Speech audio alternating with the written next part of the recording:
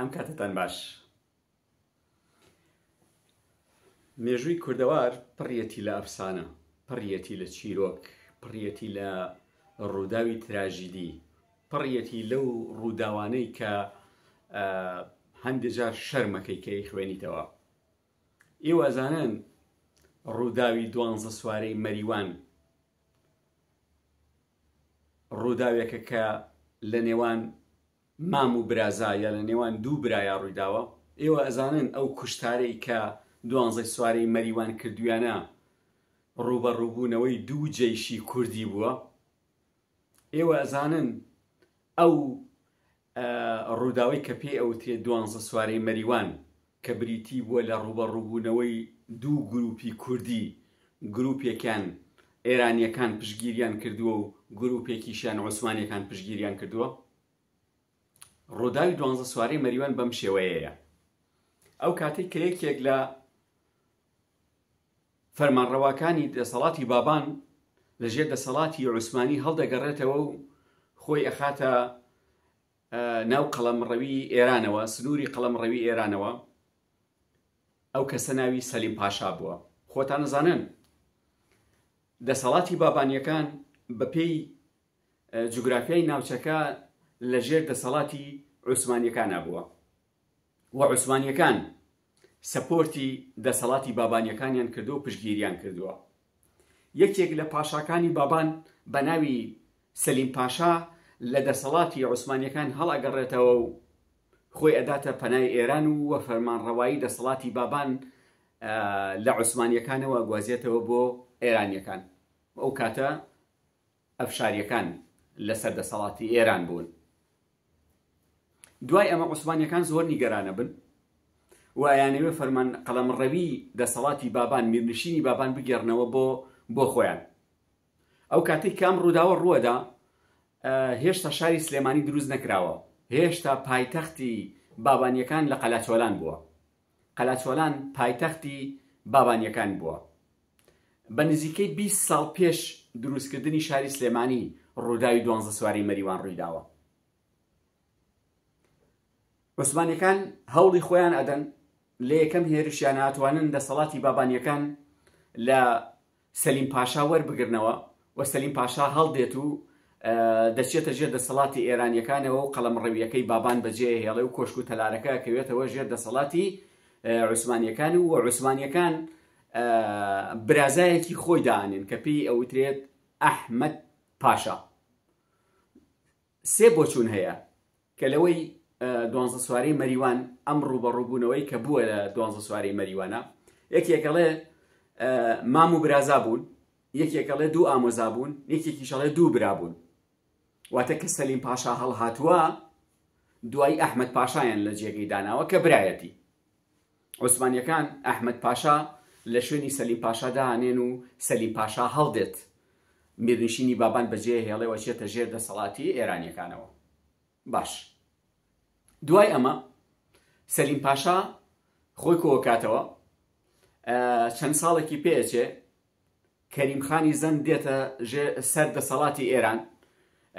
سەلیم پاشا خۆی لە کەریمخانی زەند نزیکە کاتەوە، داوا لە کەریمخانی زەند دەکا کە هاوکاری بکە جێشی بۆ بنێرێ، جێشی لە دەور کۆکاتەوە بۆ ئەوەی میرنشینی بابان جارێکی تر وەربگیرێتەوە و بیخاتەوە ژێر دەسەڵاتی زەندیەکان کە ئەو کاتە دەسەڵاتدارێتی ئێران بوون و لە عوسمانیەکانی وەربگرێتەوە.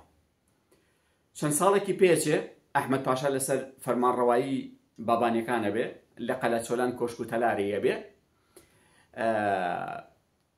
لەم کاتەیە ئەحمەد پاشا مامێکی ئەبێ یاخود برایەکی ئەبێ پێی ئەوترێکی سەلیم بەگ. سەلیم بەگ گورز و گۆپاڵی ئەبێ، شان و شەوکەتی ئەبێ، هاوڕێی زۆر نزیک و پاڵەوانی ئەبێ. داوایان لێ ئەکرێ لە ناوچەی شارەزورەوە، داوایان لێ ئەکرێ کە دیارە وەرزی پاییزە بێت، داوایان لێ ئەکرێ کە با سەلیم بەگ بێت بۆ ناوچەکە ڕاوەبەرازێکی بەرفراوان بکا بۆ چونکە بەراز بەروبوومی ئەو ساڵەی خەریک بۆ وێران بکات.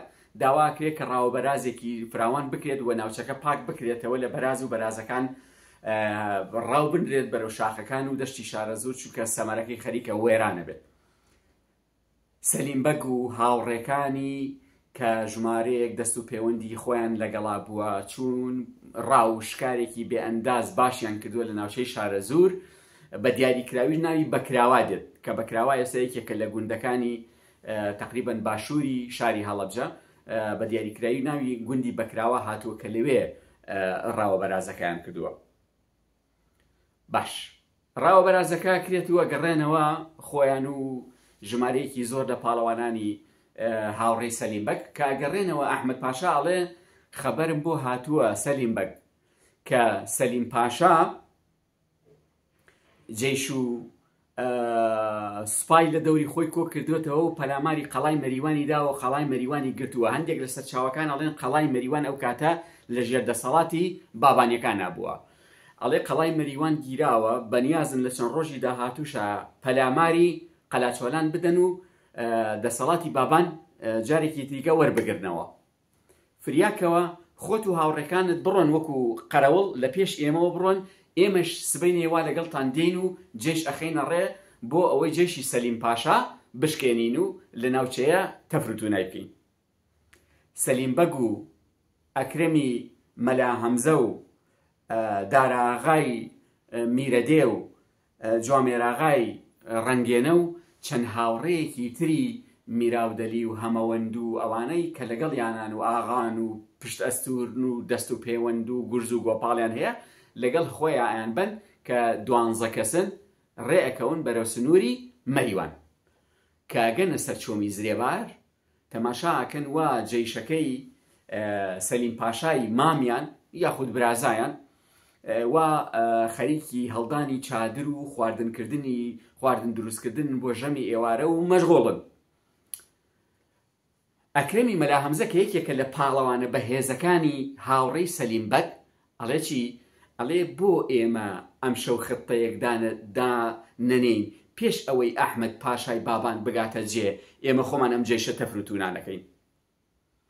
سەلیمبەگیش ئەڵێ ئاخێر ئەمان جێشێکی زۆرن، چەوان زۆری هەندێک ژمارە 3 ژمارە لە ئارەدا هەیە، هەندێک ئەڵێن 3000 کەس بوون، هەندێک ئەڵێن 5000 کەس بوون، هەندێک ئەڵێن 12000 کەس بوون کە یعنی جێشەکەی هاوڕێی سەلیم پاشا کە کەریمخانی زەند هاوکاری کردوون. ئەچن ئەڵێ خەتەکە چۆن بێ؟ ئەڵێ با ئێمە ئەم 12 کەسە یاخود ئەم 14 کەسە ببینە دەستەی دوو کەس هەر دەستەیەکی دوو کەس و چەند دەهۆڵ لە دەرێکیشان لەگەڵا بێ لە 12 قۆڵەوە یاخود لە 6 قۆڵەوە پەلاماری جێشەکە ئەدەین و ئەم شەوە جێشەکە تەفروتو ناکەین. ئێمە کەمین ئەوان زۆرن، ئەوان لیان تێکەچێ ئێمە پەلاماریان ئەدەین. خەتەکەی ئەکرەمی مەلا هەمزە سەر ئەگرێت و جەماعەت بە قسەیەکەن و قەنەعەت بە هەمویانەکە کە هەمویان پەلاماری جێشەکە بدەن پێشەوەی ئەحمەد پاشا لە قەلاچۆلانەوە جێشەکە بەرێت و هەمویان پێکەوە پەلاماری جێشەکە بدەن. ئەم 12 کەسە ئەبنە دەستەی دوو کەسی لە 6 قۆڵەوە پەلاماری جێشەکەی سەلیم پاشای مامیانەدەن یاخود برازایانەدەن جێشەکە تەفروتو ناکەن. 12 سواری مەریوان لێرەوە ناودەرەکەن، لێرەوە بەناوبانگە بن، لێرەوە ئەبنە جێگەی شانازی هەموو کوردێک بە تایبەتی کوردی باشوور و کوردی ڕۆژهەڵات.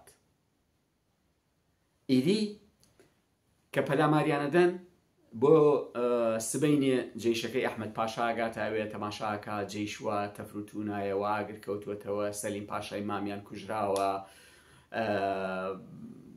ئەو 12 سوارە ئەو 12 پاڵەوانی کە ئەم نردوونی وەکو قەرەوڵ تەوان پێی ناخۆش بۆم نەیوتوە بچن جەنگکەن و توێتی تەنها بچن ئیستیطلاع وەرگرن خەبەر وەرگرن بزان چی ڕۆدا بۆەوەی ئێمە هاتین بە زانیاریەوە جەنگەکەمان بکەین، بەڵام ئەمان خۆیان پەلاماری جەنگەکەیان داوە و پەلاماری جێشەکەیان دا و شەڕەکەیان کردووە.